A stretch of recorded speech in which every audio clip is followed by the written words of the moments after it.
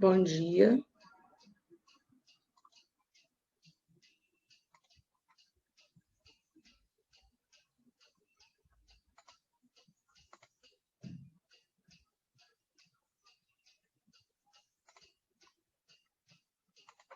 Bom dia a todos. Abri o vídeo, só um minutinho que eu vou só acoplar a minha câmera certa aqui, porque essa câmera aqui não é uma câmera decente. E aí a gente, então, tem início a nossa aula, tá? Eu estava tentando ingressar por um outro lugar, não estava dando muito certo, mas tudo bem. Agora estamos certos. Deixa eu só... Agora vai ok.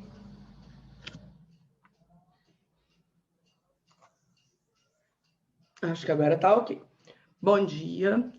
A gente vai, então, trabalhar, dando continuidade à última aula, né? A gente, então, vai trabalhar o conceito de crime, né? A gente vai fazer uma análise do conceito analítico de crime, e eu ouso dizer que essa parte da matéria é uma parte na qual sempre é cobrada em prova. Quero saber como está o meu áudio para vocês, porque eu botei o microfone para filtrar um pouco o som.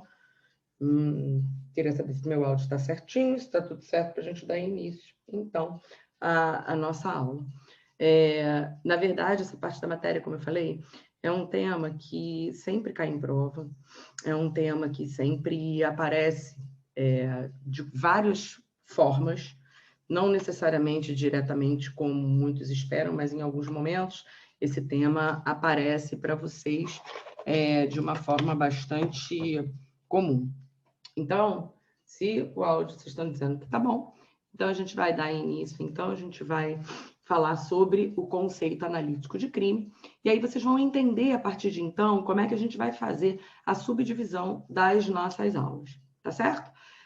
Como fizemos na outra aula, eu vou compartilhar a tela, a gente vai ter uma forma de visualizar diferente, então eu não vou ver vocês, e qualquer dúvida, pode colocar no chat, que quando eu concluir determinado assunto, você pode já digitar a dúvida e aí eu volto para responder, tá? Lembrando que como a aula está sendo gravada e essa aula vai ficar disponível para vocês depois, e quanto menos eu interromper, eu acho que para quem for assistir depois, até mesmo para quem assistir na retransmissão, acaba sendo melhor, né? Porque aí a gente não tem nenhum tipo de interrupção, a gente não tem nenhum tipo de corte na aula, tá bom? Então, a gente hoje vai falar do conceito analítico de crime, e dentro do conceito analítico de crime, então, é quando nós vamos desdobrar a nossa aula, beleza? Então, vamos dar início a essa análise. Deixa eu ver o que a gente está de compartilhamento aberto aqui. E aí a gente começa.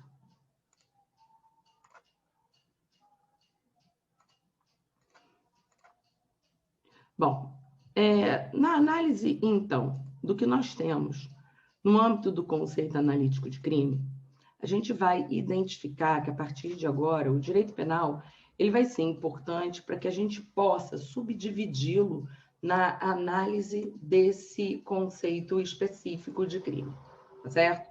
Então, quando a gente faz essa subdivisão e esse estudo no âmbito do conceito analítico de crime, a gente vai trazer, e aí preparem o print, deixa eu até sumir daqui, preparem o print, comecem, então, a identificar esse quadro, e em termos de metodologia de estudo, eu brinco que nada melhor do que você, quando for fazer o estudo do crime, você ter sempre em mente a existência desse quadro. Ou seja, quando nós vamos estudar o crime e quando nós vamos fazer a análise do conceito analítico de crime, primeiro a gente vai precisar identificar o fato típico e todos os elementos do fato típico. Então, antes de qualquer coisa, a gente precisa obedecer a ordem, tá? Peraí, tá? A gente precisa obedecer, então, a ordem, tá certo? Então, em primeiro lugar, preparem o print. A gente tem que crime é fato típico, ilícito e culpável. Então, como crime é um fato típico, ilícito e culpável, a gente vai ter que analisar na obediência da ordem. Ou seja, primeiro eu vou identificar os elementos do fato típico. Beleza, identifiquei os elementos do fato típico, eu então vou analisar aquilo que nós temos como excludentes de ilicitude ou as causas de exclusão da antijuridicidade. E depois vocês vão entender o porquê que a gente não usa como conceito o antijurídico. Tá legal? Então, a gente vai ter aqui, em primeiro lugar, no estudo do fato típico, a gente vai identificar a conduta, o nexo causal, o resultado e a tipicidade. Então, em primeiro lugar, a gente adota a chamada teoria finalista da ação. Então, no âmbito do direito penal e no âmbito do estudo do direito penal, no estudo da teoria finalista da ação, quando nós estamos verificando o estudo do fato típico, eu vou identificar o conceito de conduta baseado na finalidade do indivíduo. Ou seja, pela teoria finalista da ação, eu tenho a conduta como sendo um comportamento humano voluntário dirigido a uma finalidade.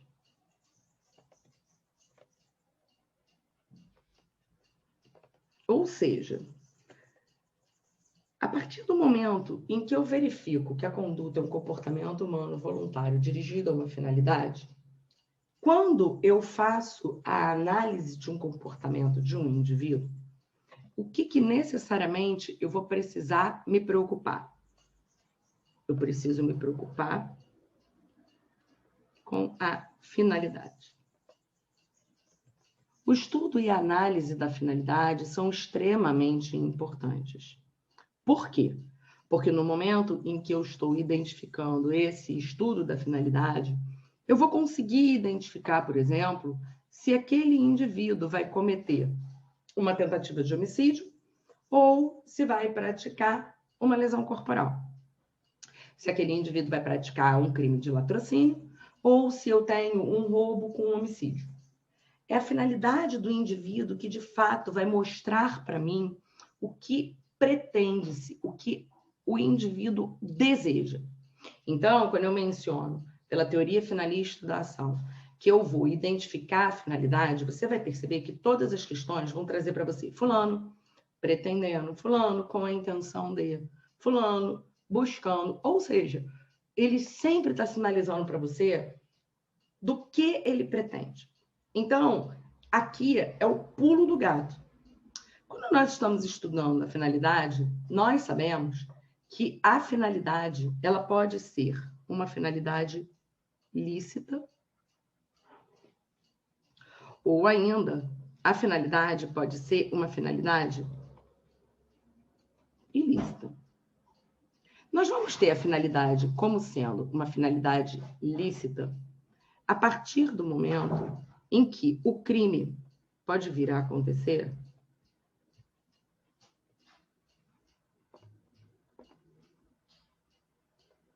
porque houve uma má escolha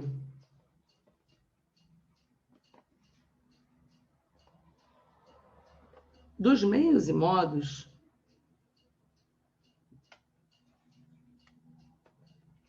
aquele indivíduo atingiria aquela finalidade.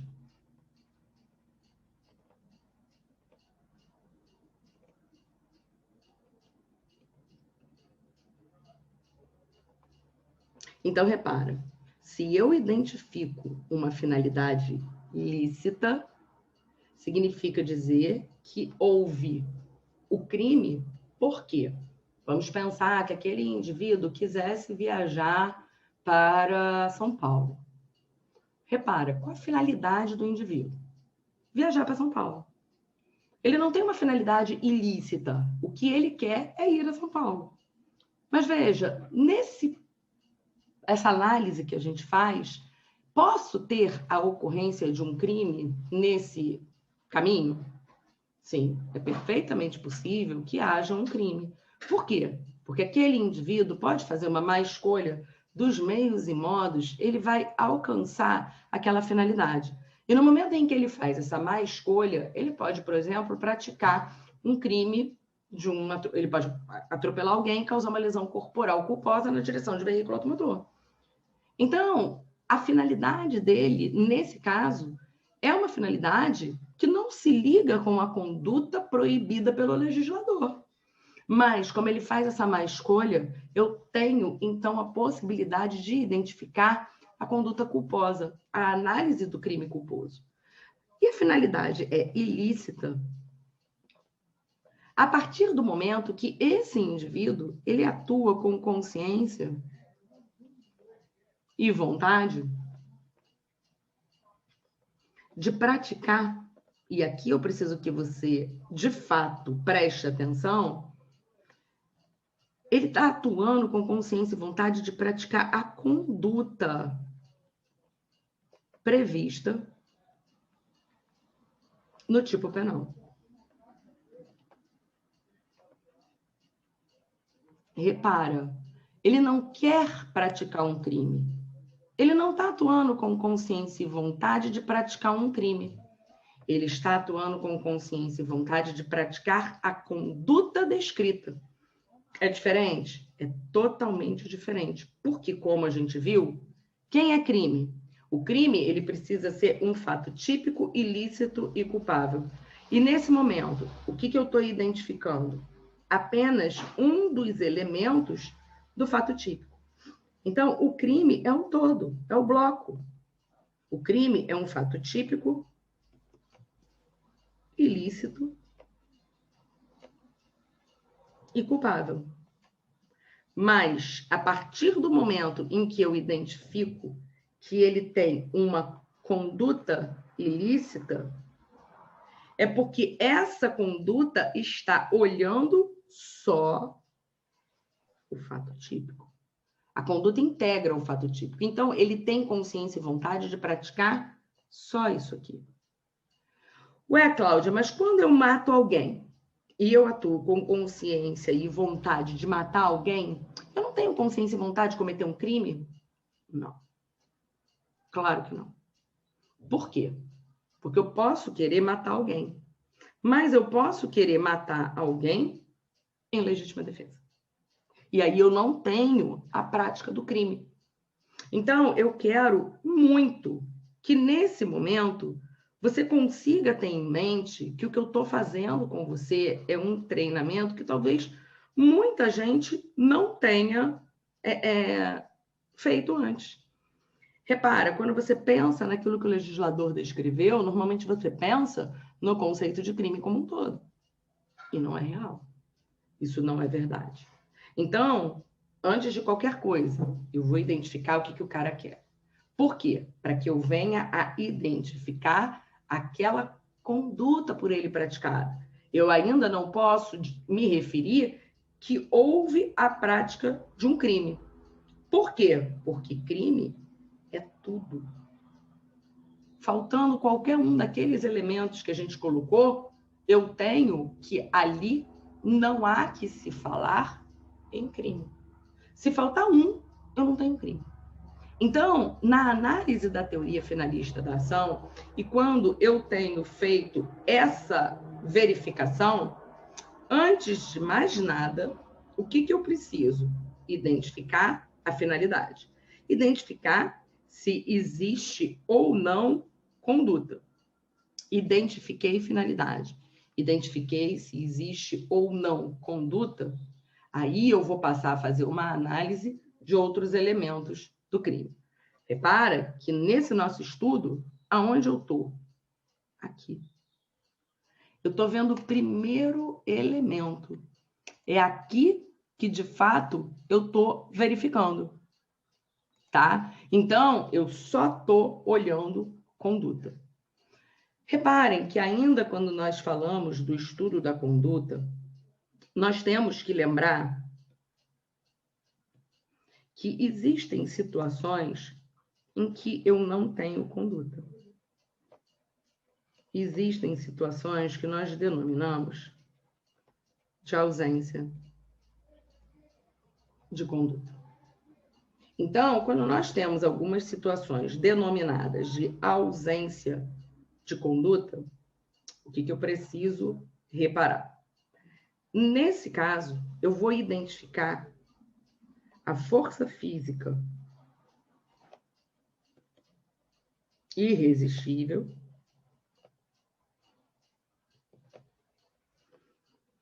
os movimentos reflexos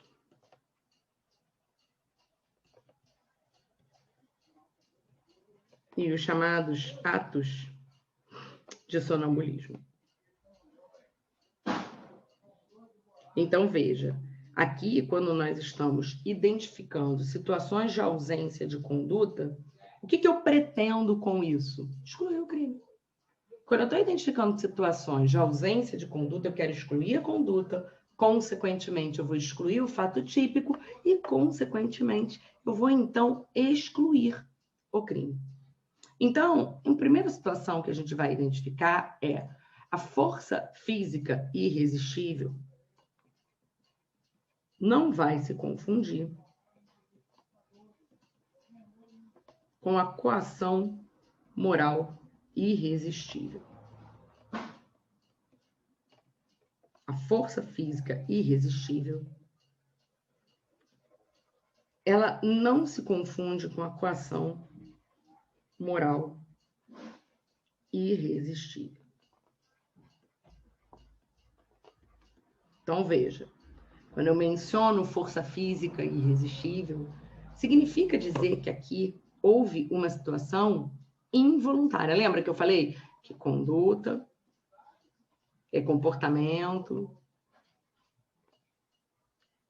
humano, voluntário, dirigido a uma finalidade? Então, quando eu menciono que conduta é um comportamento humano voluntário, dirigido a uma finalidade, não tenho dúvidas de que nessa circunstância a ausência de voluntariedade é uma situação de força física irresistível. Na força física irresistível não há voluntariedade. Então, por exemplo, pegar uma situação bem corriqueira e o carro é meu, eu vou desenhar ele do jeito que eu quiser.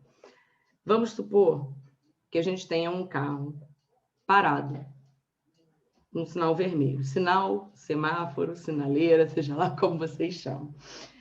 Tem um carro parado no sinal vermelho. Tá legal?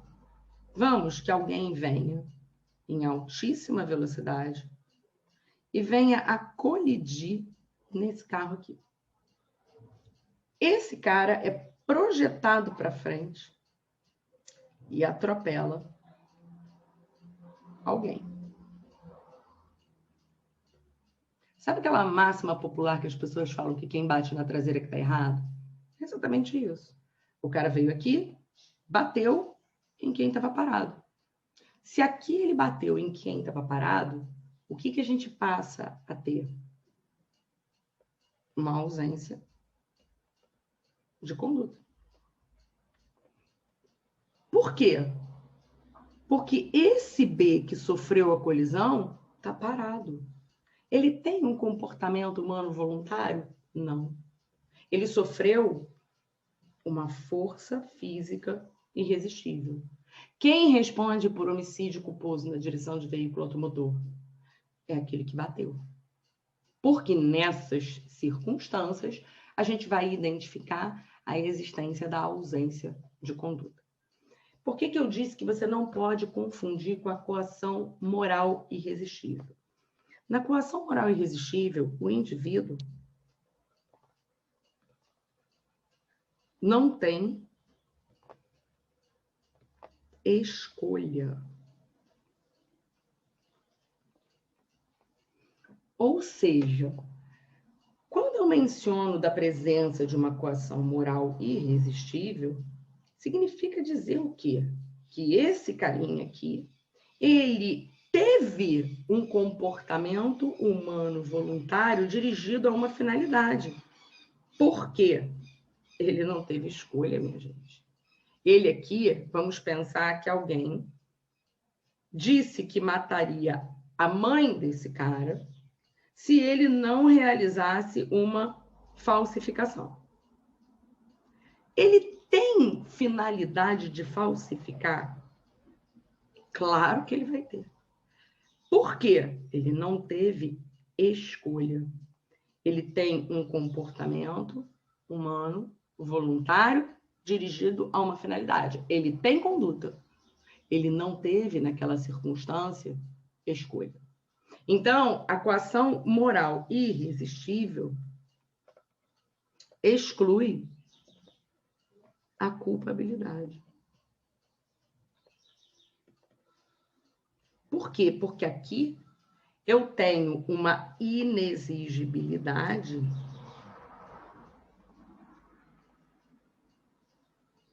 de conduta diversa.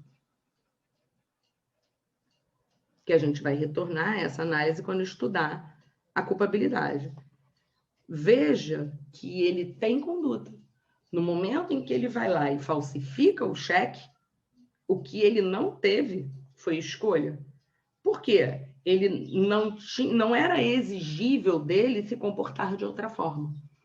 Então, é bem comum aparecer em prova essa diferença, digamos assim, entre a força física irresistível e a coação moral irresistível. Bem comum, de verdade.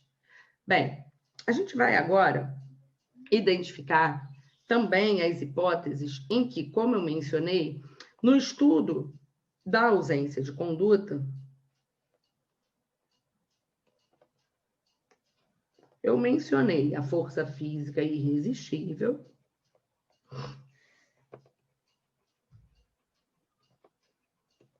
eu mencionei os atos de sonambulismo,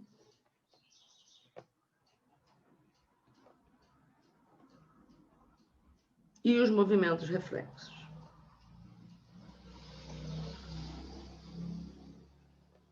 Então, vamos supor que aquele indivíduo, ele, em certas circunstâncias, ele vá a um determinado local e ele tome um choque. Quando você toma um choque, qual é a tua reação? Tu chama arrancar a mão, né? Então, você toma um choque, tua reação é simplesmente arrancar as mãos. Veja, na análise, então, dessa situação, vamos que você tenha arrancado a mão e você tenha acertado o rosto de alguém. De novo, por que eu estou trabalhando nos movimentos reflexos como a ausência de conduta? Eu não tenho voluntariedade. Novamente, não há que se falar em voluntariedade. O ato reflexo, o movimento reflexo é um ato involuntário. Por isso que, então, a gente vai ter a exclusão justamente da conduta. Quando eu falo de atos de sonambulismo, aonde eu quero chegar? São aquelas pessoas que elas dormem e elas entram num estado em que elas não têm noção daquilo que elas estão fazendo. Veja, elas estão novamente na análise de uma ausência de voluntariedade. Então, eu conto o seguinte, eu tenho uma filha de 14 anos. Quando a minha filha era mais nova, nós viajamos para a Bahia, eu ia dar uma aula em Salvador.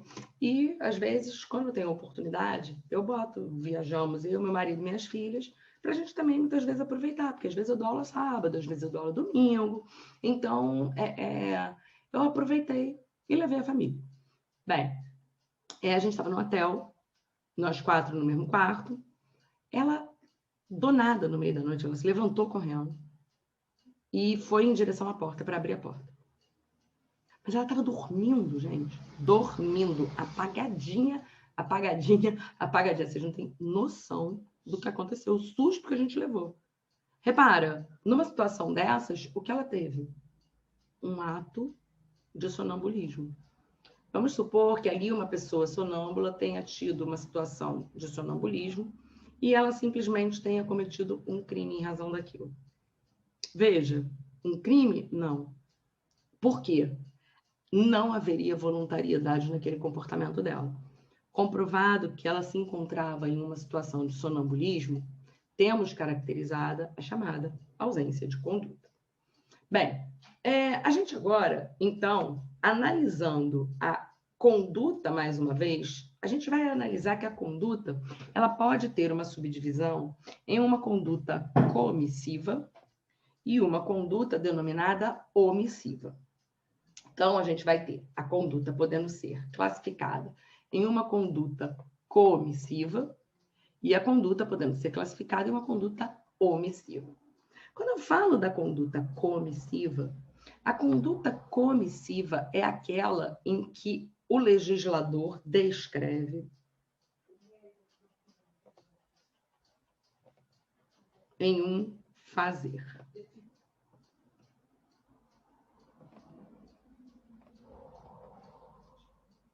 Então, nós vamos ter uma conduta comissiva, como sendo aquela na qual o legislador vai descrever para mim um fazer. Você vai perceber que boa parte dos crimes, vou ousar dizer que 85% dos crimes do Código Penal e da legislação especial se caracterizam pela descrição do fazer. Por quê? Nós adotamos uma teoria denominada teoria de Binding. Pela teoria de Binding, a gente vai obedecer ao princípio da legalidade. Significa dizer, então, que eu utilizo dessa teoria porque, em certas circunstâncias, eu vou verificar que o indivíduo, a partir do momento que cometeu o que o legislador descreveu, ele vai praticar o crime. Por quê? Porque, pela legalidade, eu tenho que ter a descrição pormenorizada de tudo aquilo que possa vir caracterizar o comportamento criminoso. Quando eu trabalho com a conduta comissiva, então, o legislador descreve um fazer, porque na norma, implicitamente, o que eu tenho? Que se eu fizer, eu vou estar incursa nas penas do artigo tal. Então, quando eu estou estudando essa conduta, quando eu estou fazendo uma análise dessa conduta verificada como sendo uma conduta comissiva, significa dizer que, nesse caso, ao descrever esse fazer, o legislador, então, passa a identificar esse comportamento. Pois bem, na análise, então, da conduta omissiva, o legislador descreve um deixar de fazer. Então, veja, quando eu trabalho com essa conduta omissiva, o legislador vem para mim e me descreve um deixar de fazer. Repara que isso é característico do crime omissivo próprio. Porque a conduta omissiva é o não fazer. E no momento em que ele vai descrever de cara esse deixar de fazer, significa dizer que haverá uma subsunção da conduta norma. Ou seja, haverá uma perfeita adequação no crime omissivo próprio da conduta do agente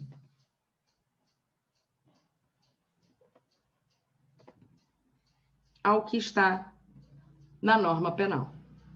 Então, veja, ao que se encontra na norma penal. Eu vou pegar como exemplo o que eu tenho no âmbito da omissão de socorro. Quando eu tenho a omissão de socorro, Repara que o artigo 135 do Código Penal diz assim: deixar de prestar assistência, quando possível fazê-lo, sem risco pessoal. Então, aqui, o legislador, de cara, já está descrevendo para mim esse não fazer. No entanto, existem alguns comportamentos que eles não são encaixados nesse crime omissivo próprio, porque esses comportamentos possuem aquilo que nós falamos do plus. Ali eu tenho o agente garantidor. Quem é o agente garantidor? É aquele que tem o dever de agir para evitar a ocorrência do resultado. Então, quando eu menciono que eu estou diante do agente garantidor,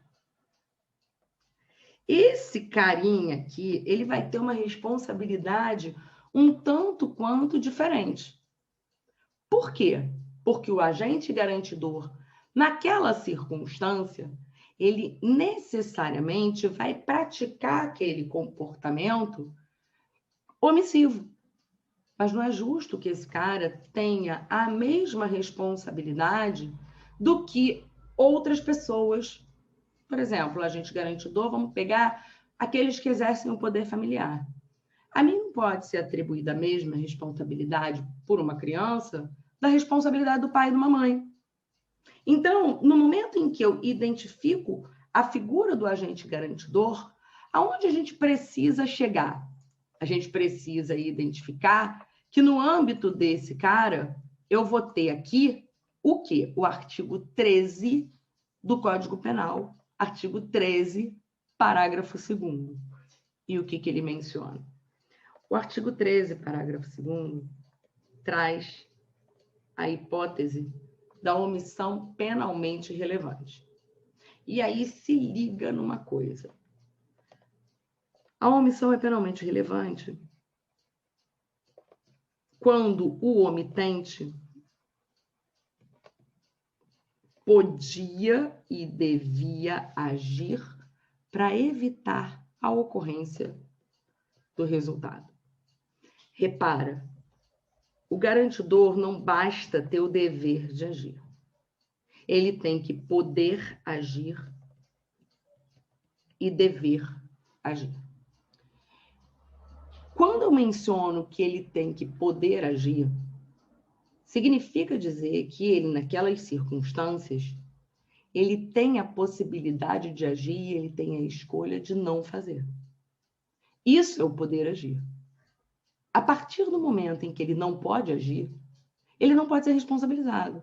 Então, uma vez que é uma questão numa prova que eu achei extremamente inteligente, que foi no seguinte: o indivíduo, um pai, deixou a sua filha, estava na piscina, esse pai precisou ir ao banheiro, confiou sua filha a um amigo e esse pai foi ao banheiro. Chegando no banheiro, ele começa a ouvir uns gritos que seriam da sua filha. Quando ele tentou sair, a porta emperrou. E ali, o amigo, distraído, porque estava paquerando uma mulher, não tentou salvar a menina. Será que eu posso imputar alguma responsabilidade penal a esse pai? Evidentemente que não. E por quê? Veja, esse pai, ele podia agir? Não. Ele, naquela circunstância, ele, apesar de possuir o dever de agir, ele não podia agir para evitar aquele resultado. Então, a partir do momento em que eu faço menção a esse tipo de comportamento, eu identifico que, apesar dele ser garantidor, ele não pode ser responsabilizado. Então, antes de qualquer coisa, na definição da regra do agente garantidor, eu preciso me lembrar que esse cara, ele não só tem o dever de agir. além do dever de agir, ele tem que ter a possibilidade de agir. E quem são os garantidores? Eles estão nas alíneas A, B e C do Código Penal. Então, a gente vai ter como garantidor aquele que tem, por lei, a obrigação de proteção, cuidado e vigilância. Então, a gente vai ter aquele garantidor que, por lei, tem a obrigação de proteção, cuidado e vigilância. Quem são? Podemos chamar os bombeiros, policiais. Essas pessoas, então, elas possuem esse dever de agir esculpido em lei. Aqueles que exercem um poder familiar.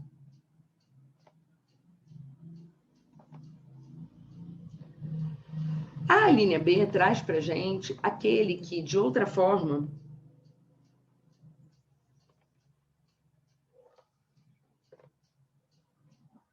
assume o risco de evitar a ocorrência do resultado. Ou seja, a partir do momento em que eu menciono de outra forma, vamos supor o contrato.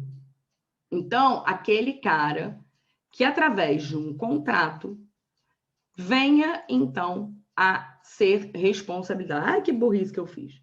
Então, quando a gente entra na linha B do artigo 13, parágrafo 2º, então, botei aqui artigo 13, parágrafo 2º, letra A, por lei. Letra B, de outra forma. Então, vamos lá, aproveitando a pergunta que surgiu no chat. Quando aquele cara, de outra forma, assumiu a responsabilidade de evitar o resultado, repara o seguinte: o amigo é garantidor. Se ele não aceitasse tomar cuidado da conta da menina, da criança, não, ele não era garantidor. E se ele se omitisse, ele teria uma adequação no 135. Mas veja, no momento em que ele, de outra forma, se colocou numa posição de assumir o risco de evitar a ocorrência do resultado, ele entra, sim, como garantidor, de acordo com a linha B. Na linha B, então, o que a gente vai ter? Aquele que, através de um contrato, aquele que, através de uma questão em que ele aceita, ele se coloca naquela posição. Veja, esse amigo, ele não será responsabilizado, e isso é muito importante, por omissão de socorro. Porque o comportamento dele foi muito pior. O amigo será responsabilizado, então. O negócio está implicando comigo? Um é por lei, o outro é de outra forma. E ele vai ser responsabilizado pelo quê? Como se ele tivesse cometido o crime. Mas aí eu não tenho uma adequação imediata. Então, esse amigo, ele vai responder por homicídio culposo. Mas eu vou combinar com o artigo 13, parágrafo 2º, a linha B. Por quê? Porque naquele momento ele foi negligente, ele não tomou conta da menina e a menina se afogou. Veja, ele podia e ele devia agir. Mas vamos pensar que ele tenha aceito. Mas aconteceu uma situação em que havia um ralo, em que a menina pensou que fosse um ralo, e era um filtro de piscina, e que sugou o cabelo dessa menina. Eu conto isso porque isso aconteceu, já aconteceu de fato, em uma piscina de um local, e aí a gente tem que tomar muito cuidado com banheiro de hidromassagem, com piscina, com tudo isso. Repara, numa circunstância dessa, a partir do momento em que aquele cara foi lá, saiu correndo, e ele pulou na piscina e mesmo assim não conseguiu evitar o resultado, ele vai responder? Não. Por quê? Ele é garantidor, mas ele não é Deus, gente. Então, ele tinha o dever de agir. Ele agiu? Agiu. A partir do momento em que ele tem o dever de agir e age, mas não consegue evitar aquele resultado, repara que ele não tem um comportamento omissivo. Então, ele não pode ser responsabilizado.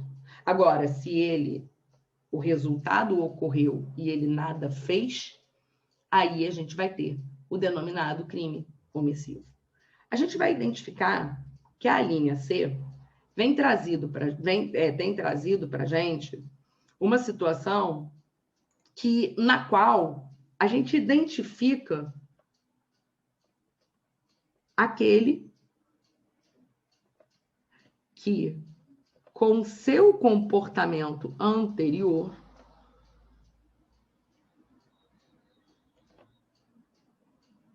criou o risco da ocorrência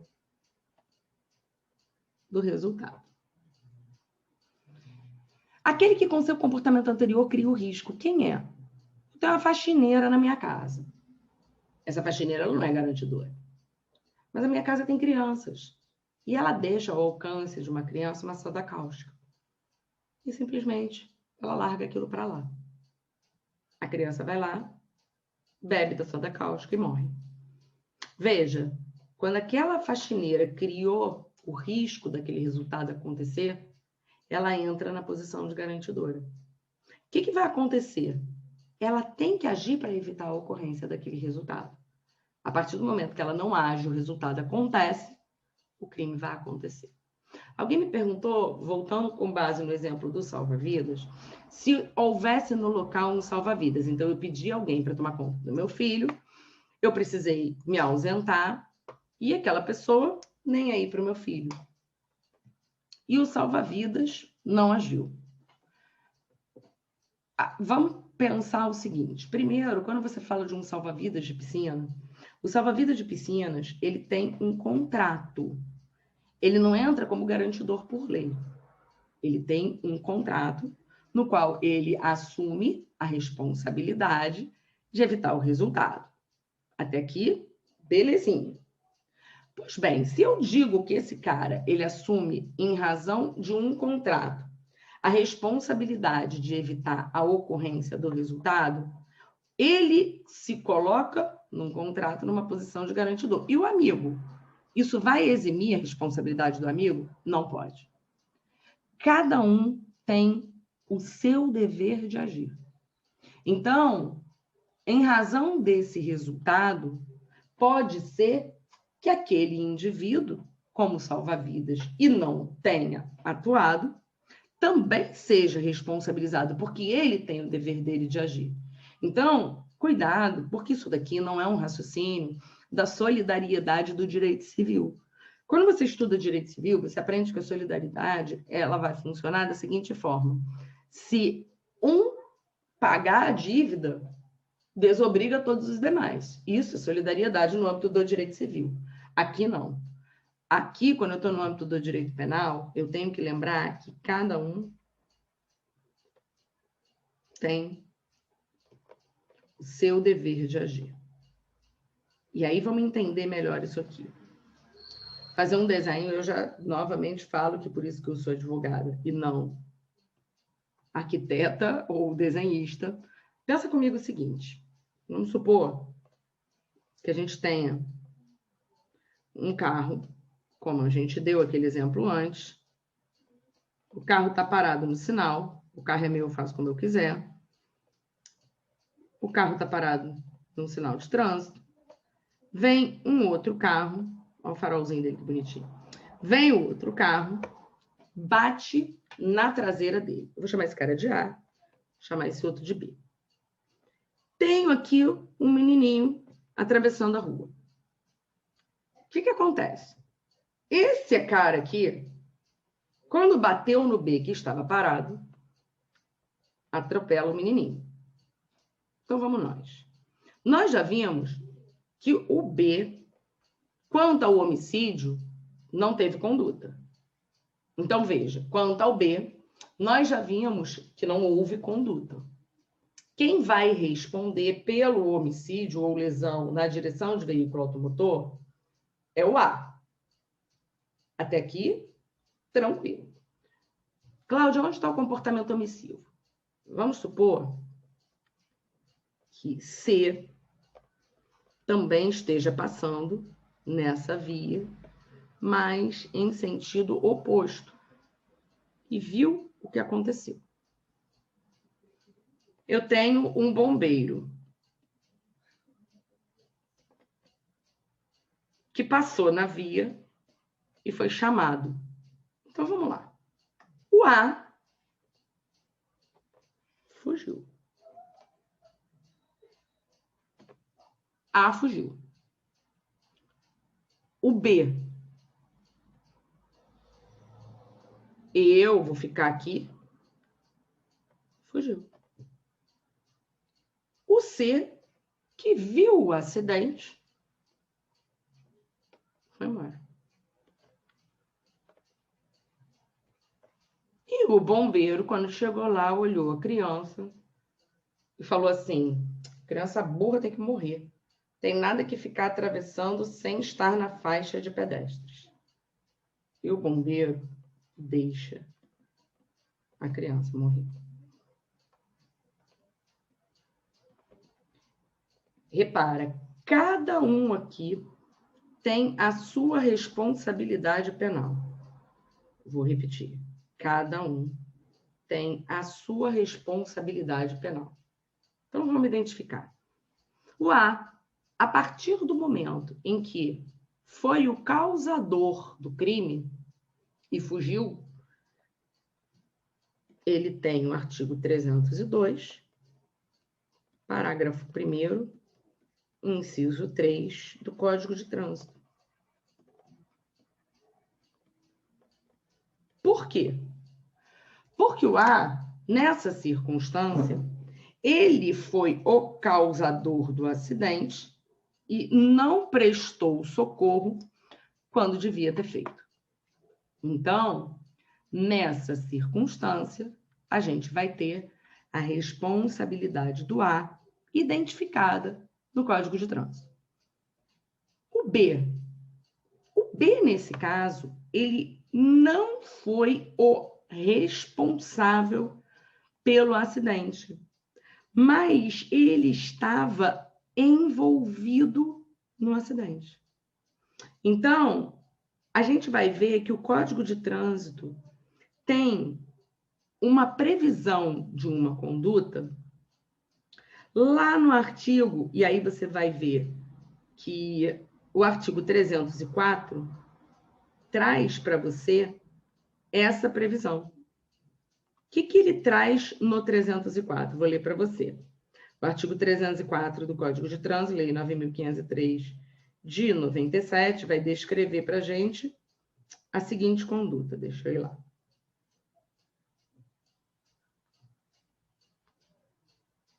Então, ele vai mencionar o seguinte: deixar o condutor do veículo, na ocasião do acidente, de prestar imediato socorro à vítima, ou não podendo fazê-lo diretamente por justa causa, deixar de solicitar auxílio à autoridade pública. Então, ele vai estar pelo 304 da Lei 9.503 de 97. Aí você já deve estar se perguntando assim, mas por que aquele cara que atropelou de fato não vai responder pelo 304? Porque eu já tenho uma causa especial de aumento de pena no crime de homicídio que traz para mim a adequação da conduta. O 304, ele vai responsabilizar aquele indivíduo que foi envolvido no acidente, então, mas não foi o responsável nem pelo homicídio, nem pela morte. Então, o cara que está no 304 é aquele que ele é envolvido no acidente, porém, não foi causador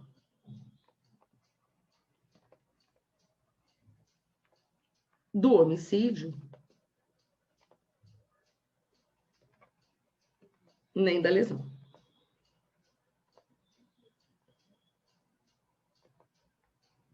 Beleza? Bom, identificamos esses dois indivíduos e repara que no 304 eu tenho um crime omissivo próprio, porque eu tenho uma perfeita adequação da conduta da agente ao que está descrito na norma penal. Quem é o C? O C é aquele cara que está passando na rua. É o qualquer que está passando na rua e se omite. o C responde pela omissão de socorro do Código Penal. Ele é aquele que passa na rua e se omite perante a situação. E o bombeiro? O bombeiro, ele é garantidor. E o bombeiro, ele tem o dever de agir por lei. Nesse caso, quando eu menciono que o bombeiro é garantidor e tem, por lei, o dever de agir para evitar a ocorrência do resultado, e se ele dolosamente deixa a criança morrer, ele responde por homicídio doloso, combinado com 13, parágrafo 2º, a linha A. Porque ele é o garantidor.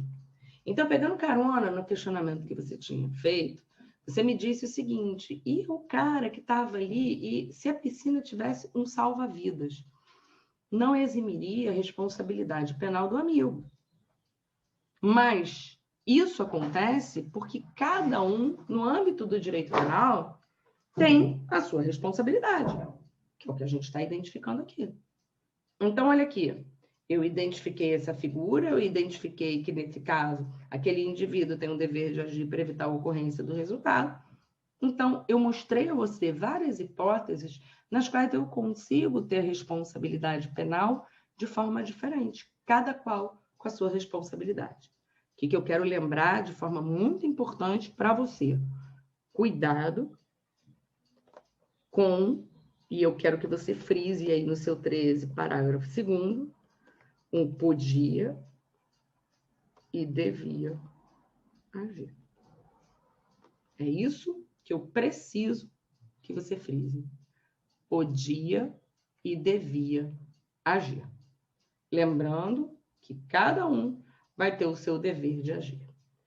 Voltando lá ao nosso quadro do conceito de crime, veja, a gente identificou uma conduta comissiva ou omissiva. Agora a gente vai analisar a conduta dolosa e a conduta culposa. Em primeiro lugar, quando a gente fala da conduta dolosa, a gente tem que saber que o artigo 18, parágrafo único do Código Penal, descreve para mim que a conduta dolosa é a regra. Então, no âmbito do artigo 18, parágrafo único do Código Penal, eu preciso me lembrar que eu estou diante de uma situação na qual é regra. Ou seja, nessa circunstância, a partir do momento em que esse indivíduo, o legislador descreve o comportamento, ele descreve o comportamento doloso. E como é que eu digo que é regra? Porque leia o 18, parágrafo único do Código Penal. O legislador diz assim: salvo nos casos expressamente previstos em lei, ninguém pode ser punido pela prática de um crime, senão quando o pratica dolosamente. Significa dizer, então, que quando o legislador fala salvo nos casos expressamente previstos em lei, não me resta dúvidas de que eu estou diante do crime culposo. Então, a minha regra é o dolo. O legislador não vai precisar dizer homicídio doloso, ele fala homicídio. Você já sabe que é doloso. Agora, olha o culposo, modalidade culposa. Ou seja, ele tem que trazer a previsão expressa. Não tem, aquela conduta não comporta a modalidade culposa. O dolo, ele então vai ter uma subdivisão, um dolo direto e dolo indireto. Então, o dolo possui uma subdivisão, na qual a gente sabe que vai existir o chamado dolo direto e o dolo indireto. Quem é o dolo direto? Em primeiro lugar, nunca você vai precisar falar, e é importante isso, nunca mesmo. Você vai precisar dizer que aquilo ali agiu com dolo direto. Você só coloca essa questão de pedido. Quando a gente fala do dolo direto, a descrição do dolo direto está no artigo 18, inciso 1, primeira parte. Aqui o legislador, ele expressamente menciona quando o agente quis o resultado. Fica adotada para a gente aqui, necessariamente. Então, adotamos aqui, necessariamente, quando eu falo quis o resultado, a denominada teoria da vontade. Então, quando eu tenho uma conduta dolosa, eu tenho que, nesse caso, a gente vai trazer aqui, quando o agente quis o resultado. Veja, na menção relativa à teoria da vontade, eu vou lembrar que aqui eu tenho apenas um resultado produzido. Por quê? Porque quando eu tenho múltiplos resultados, posso fazer a subdivisão do dolo direto de primeiro grau e do dolo direto de segundo grau.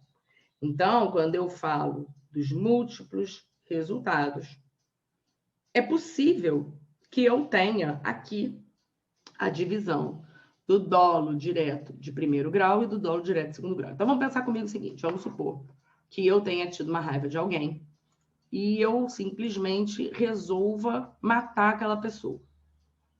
Com o intuito de matar essa pessoa, eu falo que aquela pessoa vai andar de avião, boto uma bomba dentro daquele avião. Então, eu descobri que aquela pessoa ia andar de avião.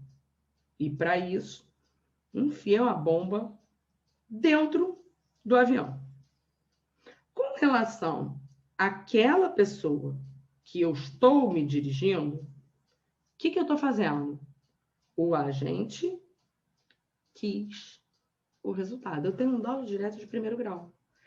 Mas repara que desse meu comportamento, eu vou identificar uma outra coisa. Quanto aos demais passageiros que estão dentro daquele avião, ali todo mundo vai morrer. Então, veja, com relação a quem está ali, quem eu tenho a intenção, atuo com consciência e vontade, eu tenho dolo direto de segundo grau. Mas o dolo direto de segundo grau também é um dolo de consequências necessárias. Por quê? O resultado que eu vou produzir com relação aos demais passageiros que estão dentro daquele avião é um resultado que a gente vai mencionar simplesmente como certo. Então, é como se fosse um efeito colateral. Então, eu tenho o dolo direto de primeiro grau, o dolo direto de segundo grau. Pois bem, Cláudia, eu sempre que eu identificar um comportamento doloso, eu vou ter que dizer que eu agi com dolo direto de primeiro grau? Não, apenas com dolo. O dolo indireto é aquele em que... voltando aqui então. Então, quando eu tenho a teoria da vontade, o agente atua com consciência e vontade, e como a gente já falou de quê? Ele atua com consciência e vontade de praticar a conduta descrita pelo tipo penal. Ele vai agir com consciência e vontade de praticar a conduta que o legislador descreveu no tipo penal. Então, a partir do momento em que eu identifiquei isso, eu estou trabalhando necessariamente com o dolo direto. Tá bom? Quem é o dolo indireto? O dolo indireto, ele está descrito no artigo 18, inciso 2, ou inciso 1, segunda parte, do Código Penal. Que, na verdade, essa descrição para o legislador seria o dolo eventual. Quando ele menciona ou assumiu o risco de produzi-lo. Mas aqui a gente vai esbarrar num problema. por que que a gente vai esbarrar em um problema? A gente vai esbarrar em um problema porque quando ele menciona que o agente assumiu o risco de produzir o resultado, eu não faço a diferença entre dolo eventual e culpa consciente. Então, eu tenho, para o dolo eventual, uma teoria adotada, que é a teoria denominada teoria do assentimento, ou teoria do consentimento. Porque quando eu estou diante dessa modalidade de dolo, ou seja, quando eu estou diante do dolo eventual, no dolo eventual, vai acontecer o quê? O agente prevê a possibilidade de ocorrência do resultado e prossegue. Então, veja, no dolo eventual, o agente vai prever a possibilidade de ocorrência do resultado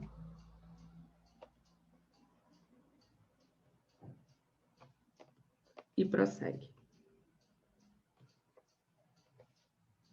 O problema está aqui, ó. Quem é a culpa consciente?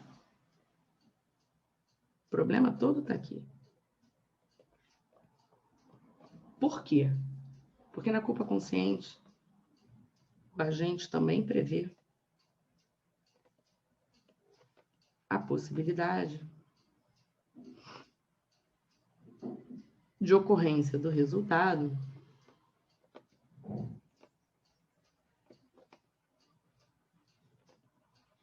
e prossegue.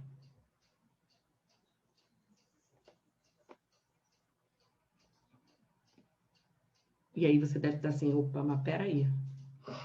No dolo eventual, por que que ele prossegue? Ele prossegue porque lembra que a teoria do assentimento? O agente não se importa se o resultado ocorrer.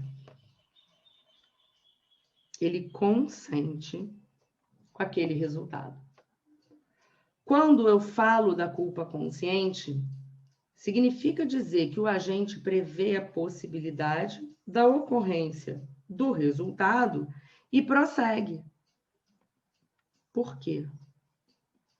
Na culpa consciente, o agente, sinceramente, acredita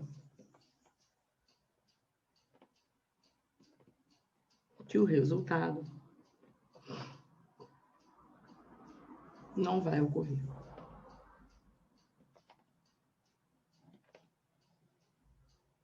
Então, o que eu preciso que você identifique no estudo do dolo eventual e da culpa consciente é necessariamente lembrar que aqui, em um primeiro momento, quando eu menciono o dolo eventual, ele olha para a situação, vê o resultado e diz o seguinte: dane-se. Por que que o resultado aconteceu? O resultado aconteceu simplesmente porque eu consenti. Então, quando eu menciono o dolo eventual, eu digo dane-se. Quando eu estou diante da culpa consciente, ele previu a possibilidade de ocorrência do resultado e o resultado aconteceu por quê? Porque ele acreditava que ele era tão bom que ele ia ser capaz de evitar aquele resultado. E quando o resultado aconteceu, ele diz, ferrou. Então, na análise dessa divisão, repara que se eu estou prevendo a possibilidade do resultado acontecer, se eu estou prosseguindo, eu estou assumindo o risco. Então, raciocina comigo, porque que é um equívoco eu dizer que o dolo eventual é aquele em que você assume o risco. Se eu prevejo a possibilidade daquele resultado acontecer e eu ainda assim eu estou prosseguindo, não me resta dúvida que naquela circunstância eu assumo risco. Então, como eu mencionei, é um equívoco enorme eu falar que eu previ a possibilidade do resultado acontecer e eu prossegui porque simplesmente eu assumi um risco. Lembra de você diferenciar ambos dessa forma. Lembre que você, para diferenciar aqui, você vai ter que trabalhar necessariamente observando essa diferença entre dolo eventual e culpa consciente, tá? Então, identifica aqui, nesse caso, essa circunstância.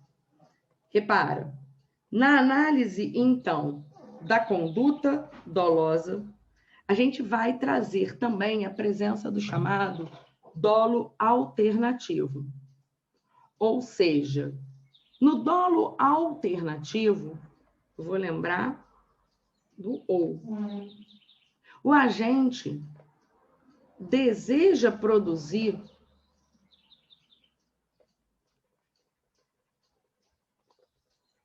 um resultado danoso.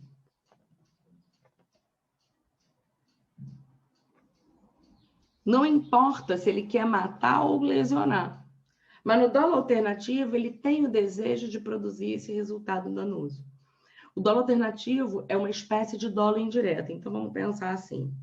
O indivíduo ele vai para o alto de uma arquibancada e quando ele chega no alto dessa arquibancada, ele pega um paralelepípedo e arremessa, nesse caso, lá na torcida.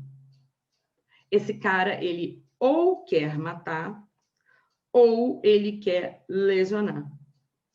Então, nesse caso, identifica comigo o seguinte: eu estou diante de um dolo alternativo porque ele deseja produzir o resultado danoso e responderá pelo resultado.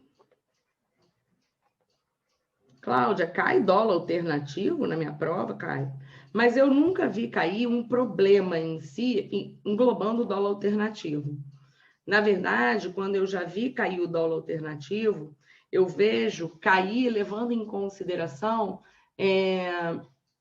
que modalidade de dolo ele vem a ser, por exemplo, tá? Então, a gente sabe que nessa circunstância, a gente vai estar diante daquele denominado dolo indireto. Tudo bem? Bom, e a culpa? Como a gente viu, a culpa é exceção. Eu preciso ter, acima de tudo, a denominada tipicidade da culpa.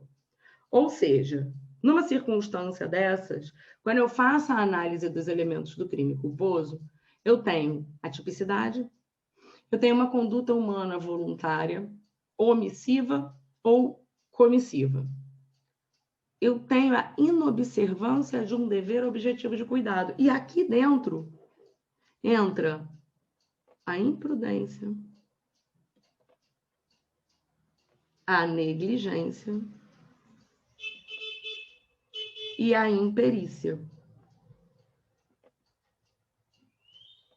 Então, veja, quando eu estou diante da análise de um crime culposo, eu tenho que preencher todos os elementos do crime culposo. Quando eu estou diante da análise do crime culposo, os elementos do crime culposo são cumulativos. Ou seja, eu tenho que identificar nessa circunstância absolutamente todos os elementos.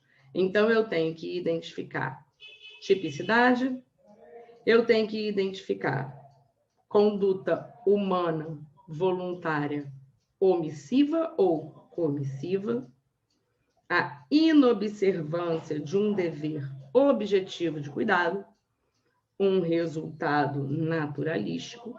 O que é isso? É a modificação no mundo exterior.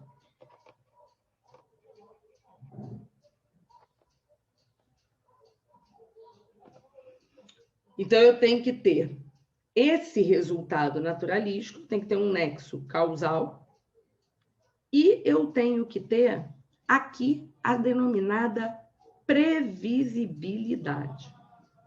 O que é isso, Cláudia?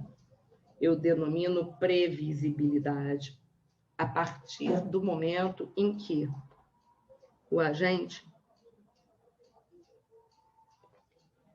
naquele caso, não foi capaz de prever, mas o quê? A previsibilidade aqui é denominada uma previsibilidade eita caramba, visibilidade objetivo. Ou seja, aquilo deve ser previsível para qualquer pessoa.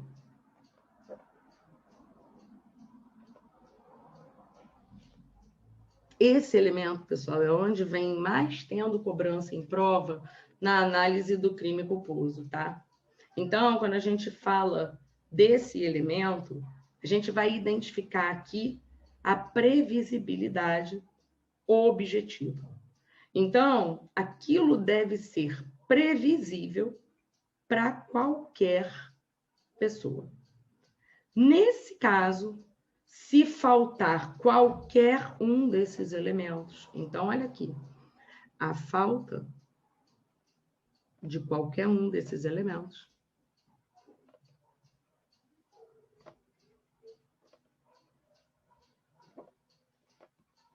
simplesmente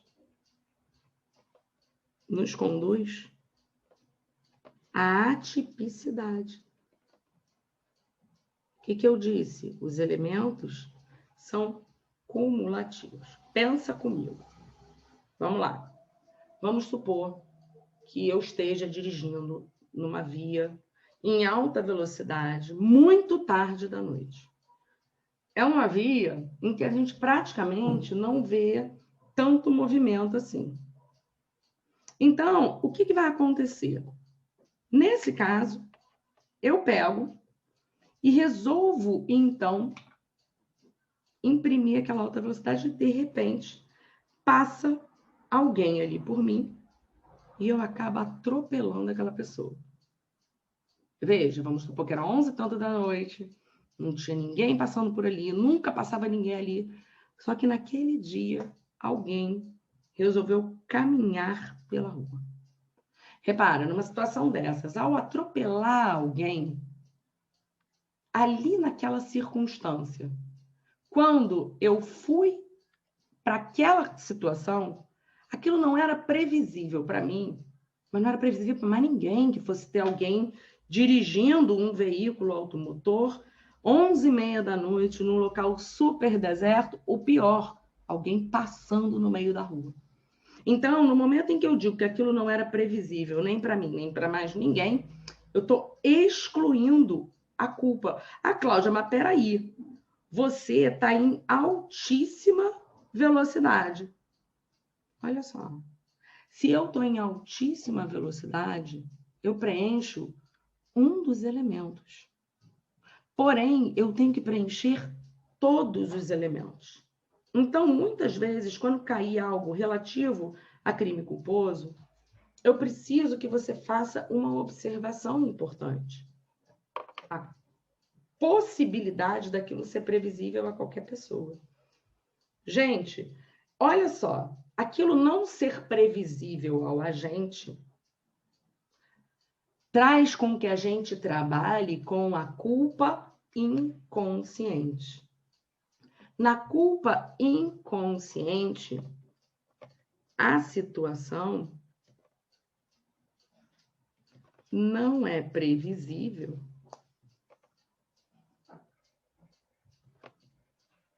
ao agente. E na culpa consciente? Na consciente, o agente prevê a possibilidade do resultado acontecer.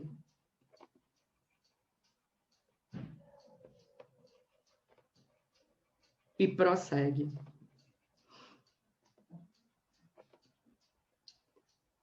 Por quê? Como a gente falou, o agente não se importa com o resultado, porque o agente, sinceramente, acredita que o resultado não vai acontecer. Então, ele prossegue porque acredita que o resultado não irá ocorrer. Então, numa circunstância dessas, o que eu preciso que você repare? Eu preciso que você repare que, nesse caso, a gente tem que fazer a análise no âmbito da previsibilidade como sendo uma previsibilidade objetiva. Previsibilidade objetiva vai ser aquela na qual ninguém é capaz de prever, não só o agente.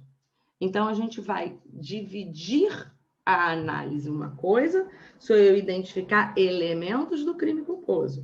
Outra coisa sou eu identificar as espécies de culpa. Se não tem previsibilidade nem para o agente e nem para ninguém, eu não tenho como responsabilizar o agente pelo crime. Eu posso responsabilizar o agente por alguma coisa? Civilmente. Então, você vai buscar no âmbito de uma responsabilidade civil se ali é possível ou não e vai ter ou não o dever de indenizar. Mas no âmbito da responsabilidade penal, lembra sempre que crime se caracteriza por ser um fato típico, ilícito e culpável. Se eu preencher os elementos do crime, o crime aconteceu.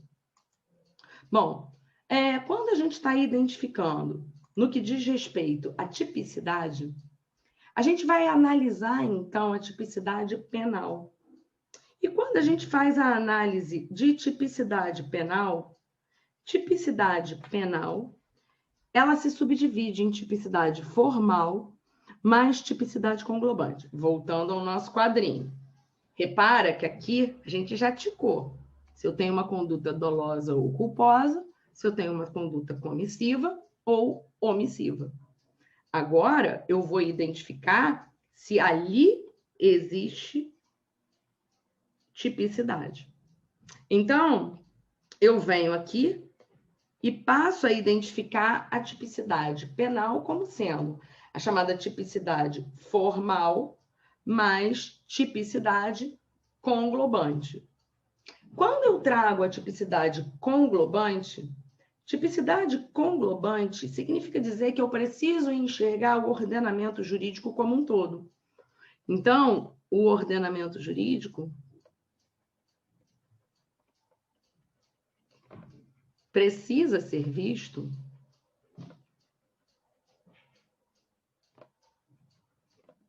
como um todo. Englobando tudo. Então, a tipicidade conglobante nessa análise do ordenamento como um todo vai se subdividir em antinormatividade e tipicidade material. E aí a gente vai, então, começar a identificar o princípio da insignificância. Então, repara, quem é o princípio da insignificância? Ele vai interferir diretamente na análise de tipicidade. Quando eu falo da tipicidade, não basta que eu tenha tipicidade formal. O que é tipicidade formal? É uma perfeita adequação da conduta do agente à norma.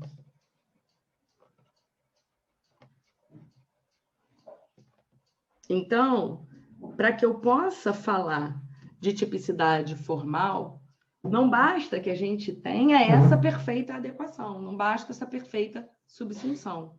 Eu preciso analisar a questão que vai envolver a tipicidade conglobante. Essa teoria é uma teoria desenvolvida pelo Zaffaroni, um doutrinador argentino, que passou a entender que em certas situações não bastava que eu tivesse exclusivamente essa adequação da conduta à norma. E ele disse o seguinte: eu preciso da antinormatividade e eu preciso da tipicidade material. O que seria a antinormatividade? Para ele, quando a gente faz uma análise do nosso ordenamento jurídico, a gente não pode olhar o ordenamento jurídico de forma isolada.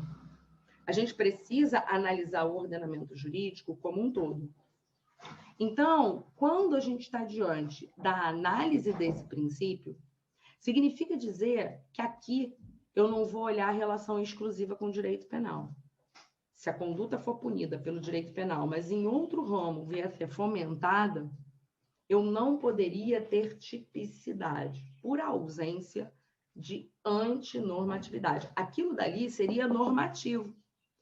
Então, por exemplo, se eu tenho um oficial de justiça que entra na minha casa e leva alguns bens que estão na minha residência, em tese, ele estaria praticando subtrair para si ou para outro em coisa móvel alheia, não é? Mas, por que ele faz isso? Porque existe uma outra lei que está fomentando aquele comportamento dele. Só que essa teoria que analisa o estudo da antinormatividade esquece que, no Brasil, o estrito cumprimento do dever legal, que seria isso, ou seja, quando houver um dever previsto em lei fomentando o comportamento, o estrito cumprimento do dever legal, bem como o exercício regular do direito,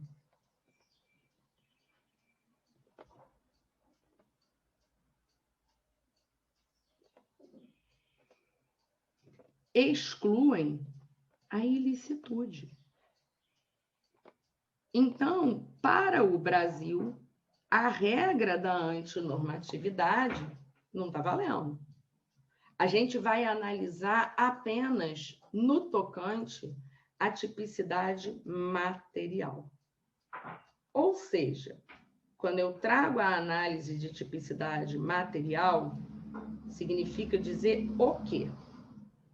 Determinado bem jurídico protegido, além dele ser relevante, eu tenho que ter uma significativa ofensa ao bem jurídico.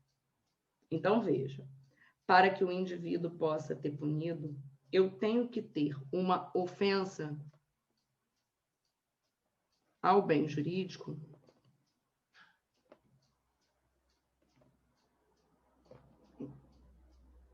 que precise ser significativo. De forma que eu tenho que afastar a ofensa desprezível ao bem jurídico. A partir do momento que ali naquele caso eu simplesmente tenho uma ofensa desprezível ao meu bem jurídico, significa dizer, então, que nesse caso eu vou excluir a tipicidade, identificando se ali eu tenho o princípio da insignificância. A insignificância tem por objetivo excluir a tipicidade material. E aí foi o que a gente falou. Se eu tenho uma análise de tipicidade observando a necessidade de tipicidade formal e tipicidade material, se não tem tipicidade material, eu não tenho tipicidade penal. Então, aqui, repara que a gente passa a trazer uma análise da tipicidade material. Então, eu tenho que ter isso. São os requisitos para eu excluir a tipicidade material e reconhecer a aplicação da insignificância. O STF e o STJ definiram 4 requisitos importantes: a mínima ofensividade da conduta, a ausência de periculosidade social, o reduzido grau de reprovabilidade do comportamento do indivíduo e uma ínfima lesão ao bem jurídico tutelado pela norma. Então, para que eu possa falar do reconhecimento do princípio da insignificância, repara que eu preciso preencher esses 4 requisitos: mínima ofensividade da conduta, ausência de periculosidade social, reduzido grau de reprovabilidade do comportamento e ínfima lesão ao bem jurídico. Então, por partes, vamos identificar quem é quem e o que.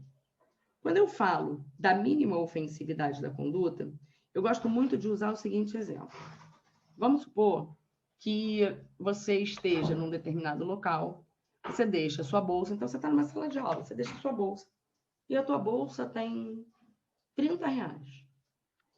O indivíduo vai lá, abre a tua carteira, leva R$10. Vai embora. Repare, ele podia ter levado a bolsa inteira, mas ele opta apenas por levar R$10. Agora, vamos lá. Segunda situação. Você está dentro de um transporte coletivo naquele horário super confortável das 6 horas da tarde.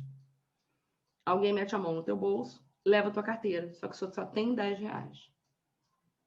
Aquele cara no coletivo, o que ele queria? Levar tudo. Se ferrou porque só tinha R$10. No momento em que a gente está falando do princípio da insignificância, a gente vai precisar lembrar que eu vou identificar na análise da conduta do agente. Quem tem um comportamento pior? Aquele que foi lá, podia ter levado tudo e levou 10? Ou aquele cara que em determinado comportamento simplesmente levou tudo que tinha direito?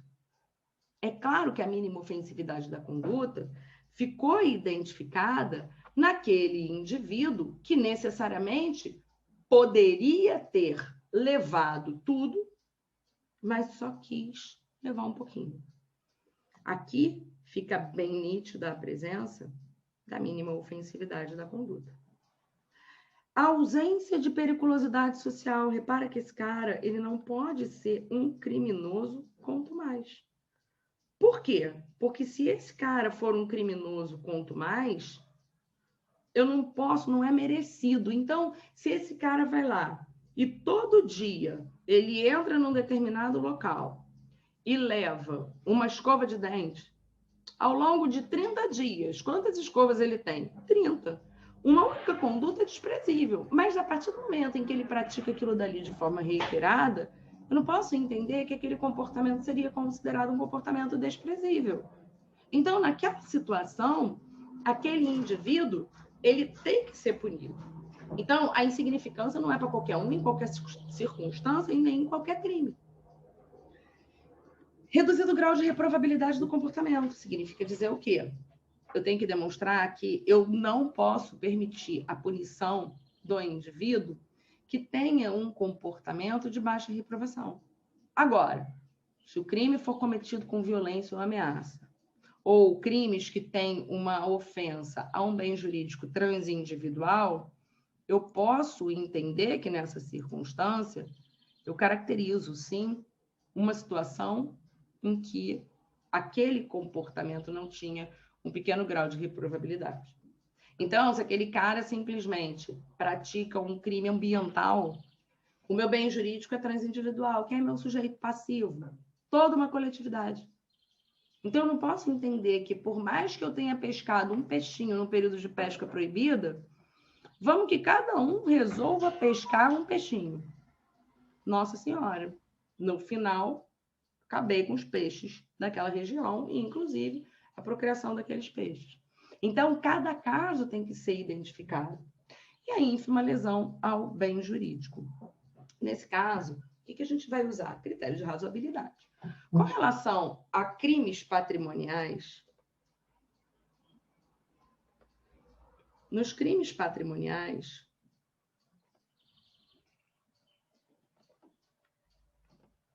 o valor da insignificância tem sido de 10% do salário mínimo vigente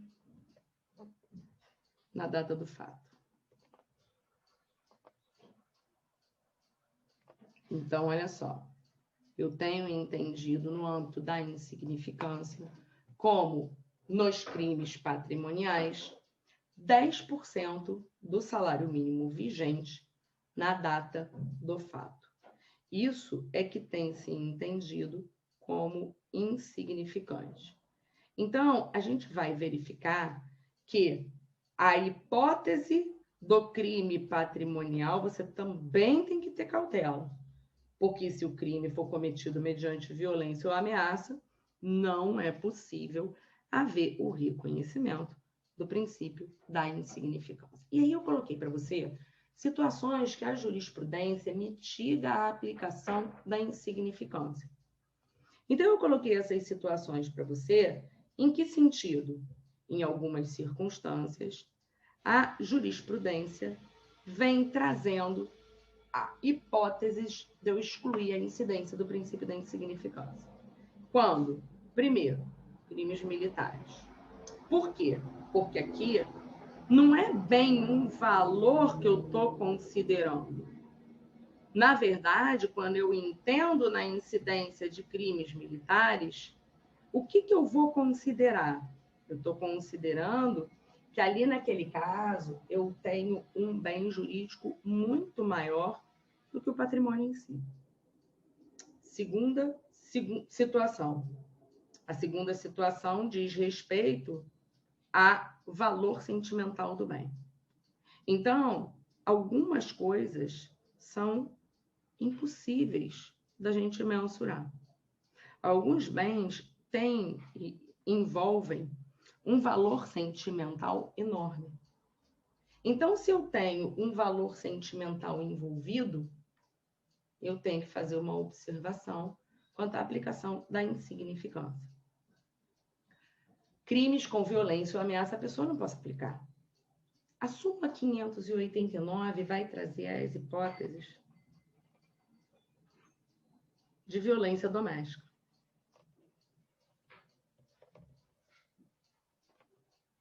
Ou seja, quando eu estiver diante de crimes cometidos em violência doméstica contra a mulher, eu não posso aplicar o princípio da insignificância. Nos crimes contra a administração pública, tem inclusive a súmula que esclarece que em crimes praticados por funcionário público contra a administração, eu não posso aplicar o princípio da insignificância. Na lei de drogas, por quê? Apenas a quantidade não define se o cara é usuário ou traficante.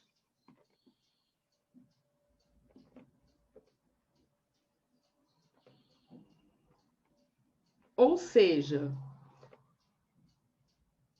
ambas as condutas são puníveis. Ambas as condutas são criminosas. Contrabando. Por quê? Aqui eu não me importo com o valor da mercadoria em si. Quando eu estou diante de um crime de contrabando, aqui a mercadoria é proibida. Então, posso importar um cigarro proibido. Eu não vou aplicar o princípio da insignificância, porque não é o valor. Eu não posso me preocupar com o valor. A minha preocupação aqui é o produto em si.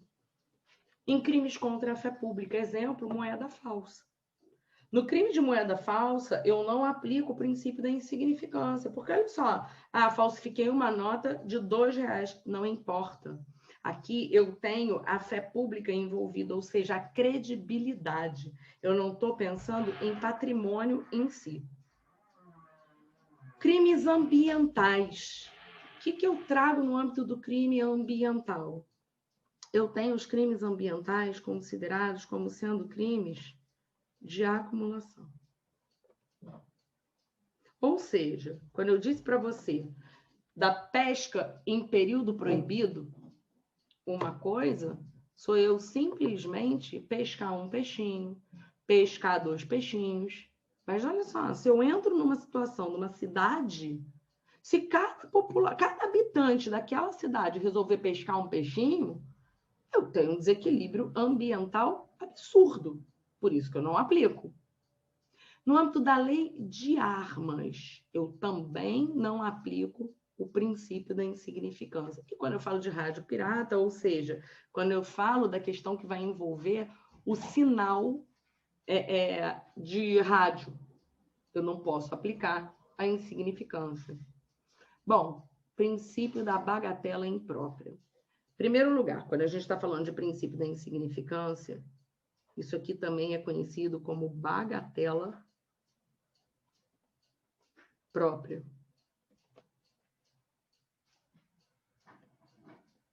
Tá? Então, quando eu falo do princípio da insignificância, a princípio da insignificância também é conhecido como princípio da bagatela própria. A bagatela imprópria vai trazer para mim uma impossibilidade de aplicar uma pena quando essa pena for inoportuna ou essa pena for desnecessária. Então, cuidado. Porque quando eu falo do princípio da bagatela própria, na bagatela própria,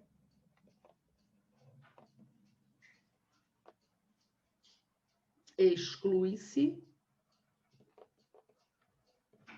a tipicidade. Por conta da Mari. Ou seja, mínima ofensividade da conduta, ausência de periculosidade social, reduzido grau de reprovabilidade de um comportamento e a ínfima lesão ao bem jurídico. Então, quando eu trabalho com a bagatela própria, eu estou excluindo a denominada tipicidade material. Logo, eu estou lá no estudo do fato típico. Agora, se eu tenho a denominada bagatela imprópria, eu aqui não trabalho com fato típico. Eu estou lá no estudo da punibilidade. Então, na bagatela imprópria, o crime existe. Então, eu tenho fato típico, eu tenho ilícito e eu tenho culpável. Só que aqui eu trabalho com um conceito importante, que é a oportunidade da aplicação da pena, a necessidade de eu aplicar a pena. Se aquela pena for inoportuna ou desnecessária, significa dizer que eu teria a possibilidade de excluir a punibilidade, porque aquela pena não é mais necessária. Em que situação a doutrina levanta da bagatela imprópria? Se aquele cara, por exemplo, ele já tem uma personalidade ajustada ao convívio social. Se aquele indivíduo repara um dano, colabora com a justiça. Mas repara, isso aqui é tese doutrinária. Tá? Então, eu não tenho aqui que dizer o seguinte, não, aqui o indivíduo está aceitando a aplicação do princípio da bagatela. Não, aqui o indivíduo... Não, isso aqui é doutrina, tem trazido como uma possibilidade da gente fazer uma forma de excluir. Bom, quando a gente está diante do chamado crime de descaminho, ou quando eu tenho os chamados crimes fiscais, então eu tenho descaminho ou crimes fiscais. Esse valor, para ser considerado insignificante, ele passa a ser de R$20 mil. Por quê? Leva-se em consideração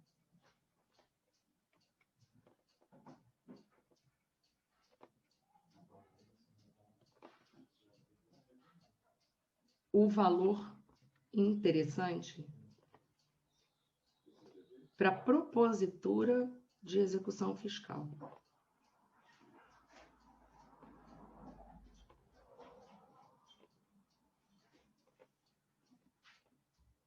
Cláudia, eu posso aplicar isso no âmbito, por exemplo, de eu analisar estados. Eu preciso ver se a lei estadual vai também trazer essa previsão, assim como os impostos e tributos de natureza federal.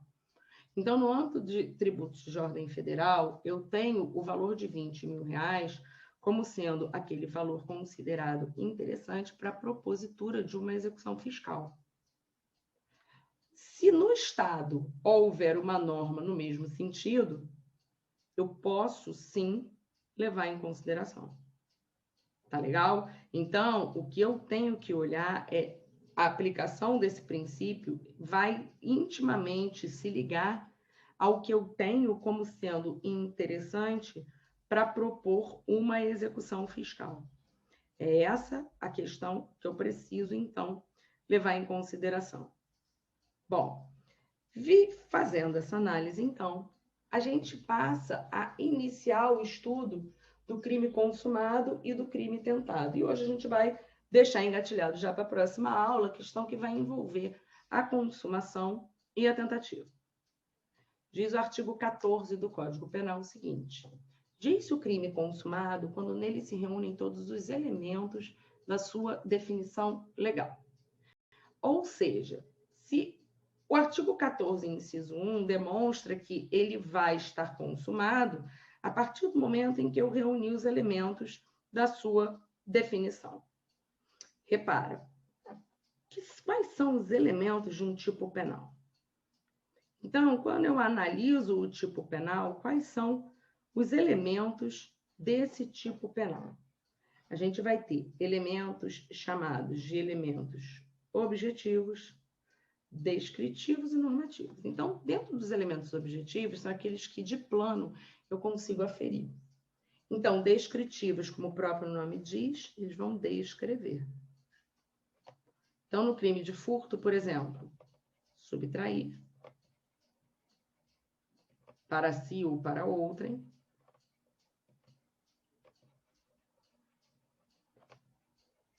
coisa móvel alheia.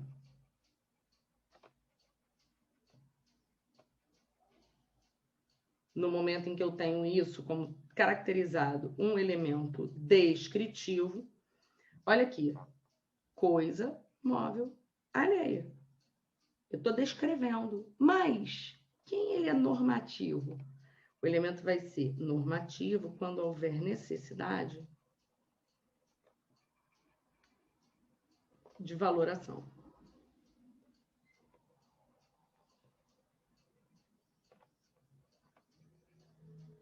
Nesse caso, quando eu menciono isso, pensa justa causa. Isso é um elemento normativo de um tipo penal.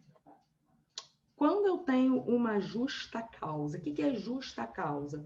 Exemplo, o artigo 244, que fala do crime de abandono material, traz esse elemento da justa causa. O que é justa causa? Então, eu preciso fazer uma valoração. Então, aqui eu estou diante de um elemento normativo.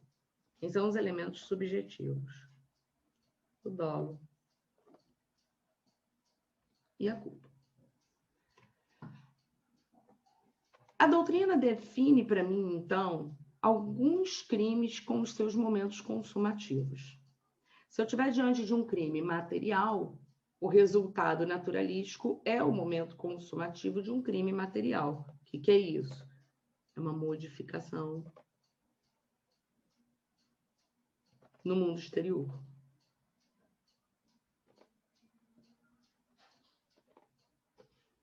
Se eu estou diante de um crime omissivo próprio, a abstenção é o momento consumativo. Então, a gente acabou de ver, deixar de fazer. Então, exemplo, na omissão de socorro, se eu me omito, o crime se consumou.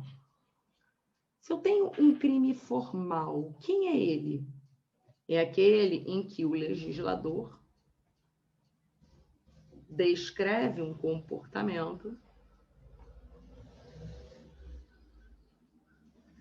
e um resultado. Mas o resultado, se for alcançado, então, se o resultado for alcançado, é considerado exaurimento de um crime. Ou seja, o esgotamento da figura típica. E quem é o crime qualificado pelo resultado? É aquele em que eu tenho a modalidade pré-ter dolo Então, eu tenho um crime pré-ter doloso, em que eu tenho dolo numa conduta antecedente e eu tenho culpa na conduta consequente. Exemplo, lesão corporal seguida de morte. É um crime pré-ter doloso. Por quê? Eu tenho a finalidade de causar uma lesão, mas a vítima acaba vindo a falecer. Quando é que o crime vai se consumar? Quando eu alcançar esse resultado, morte. E o crime qualificado pelo resultado, ele também pode ser propriamente dito. Quando que isso vai acontecer? Ele vai ser considerado qualificado pelo resultado propriamente dito quando houver dolo numa conduta antecedente, dolo na conduta consequente, então eu tenho latrocínio numa das hipóteses, ou culpa numa conduta antecedente e culpa na consequente. Então, aqui a gente vai estar diante de crimes qualificados pelo resultado. Bem, e aí eu vou deixar esse videozinho aqui para reflexão e aí a gente vai agora conversar um pouquinho. Repara a conduta desse indivíduo.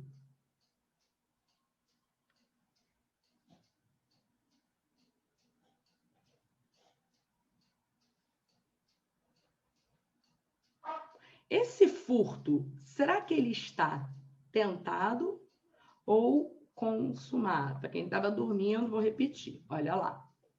Então, a gente vai ter esse furto tentado ou esse furto consumado.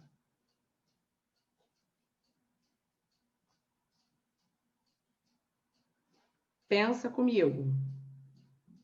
O que é furto? Subtrair para si ou para outrem coisa móvel alheia. Isso é o furto.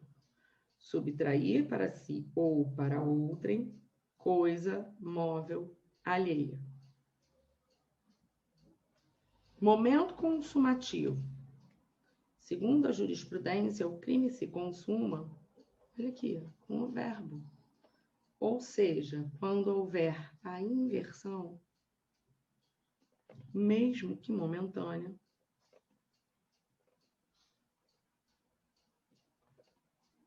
da posse do bem.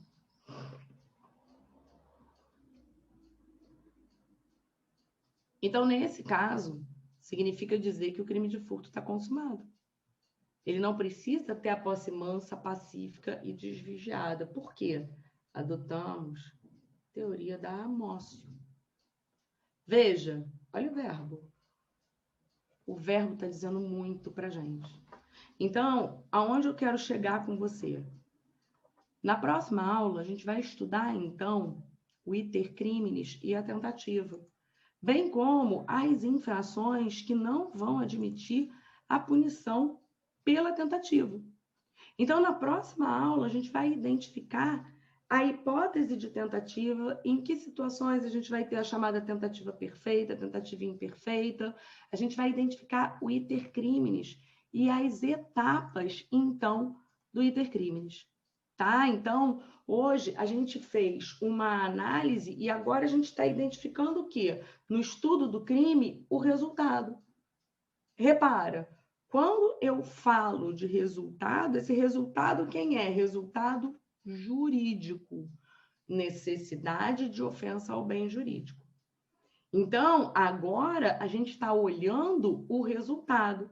Lembra, lá naquela tabela que eu pedi para que você fizesse a análise, quando eu menciono a existência do conceito de crime, de que crime é fato típico, ilícito e culpável, quando eu falei isso para você, eu estou dizendo que aqui a gente está terminando a análise dos elementos do crime. Então, próxima aula, a gente vai falar da tentativa, do iter criminis e nexo causal. Nexo causal é um tema que muita gente erra, porque a gente começa a fazer as suposições. E a gente não pode fazer suposição, a gente tem que ficar sempre preso àquilo que o problema definiu para a gente. Queria saber, vocês têm alguma dúvida? Tá tudo certo? Eu hoje vou compartilhar o material da última aula, das últimas aulas, e o material da aula de hoje, tá? E aí, a gente, na próxima aula, passa, então, a ter para você o conteúdo relativo a intercrimes. Queria saber se alguém tem alguma dúvida, se está tudo certo. E aí, ficamos para a próxima segunda-feira. Eu acho que segunda-feira passa a ser um bom dia de encontro para a gente. Tá? Então, a gente encontra segunda-feira aqui, no mesmo horário, 8 da manhã, que aí você já começa a segunda-feira feliz do direito penal, né? Queria deixar o seguinte, nada melhor do que começar falando do crime, né? O crime compensa. Tá bom? Alguma dúvida a mais? Queria o seguinte, mostrar a vocês, deixa eu ver se eu consigo acessar meu Instagram por aqui, que se eu conseguir acessar o meu Instagram, eu vou mostrar a vocês que nos destaques, que eu também não sei se meu Instagram, a gente consegue ver destaques por aqui, nos meus destaques do perfil, eu tenho umas bolinhas em que elas são... eu consigo, deixa eu mostrar um negócio para vocês. No meu Instagram, você vai acessar essas bolinhas aqui, e isso eu fiz de propósito para que você pudesse, então, fazer o print dele, tá? Então, olha só. Aqui, nessas bolinhas do meu Instagram, a gente tem para memorizar. O que você faz? Clica na bolinha, que vai aparecer para você uma série de coisas importantes para você memorizar. Então, olha lá. Requisitos do princípio da insignificância, conceito analítico de crime, que é isso que a gente está estudando hoje, diferença entre renúncia e perdão, análise de prescrição, interrupção, impedimento e suspensão do prazo prescricional. E, para quem não sabe, eu tenho um canal no YouTube em que eu compartilho muito conteúdo com vocês também. Tá bom? Então, no mais, obrigada para vocês, uma ótima semana e na próxima segunda-feira a gente se encontra, tá bom? Um beijo para todos.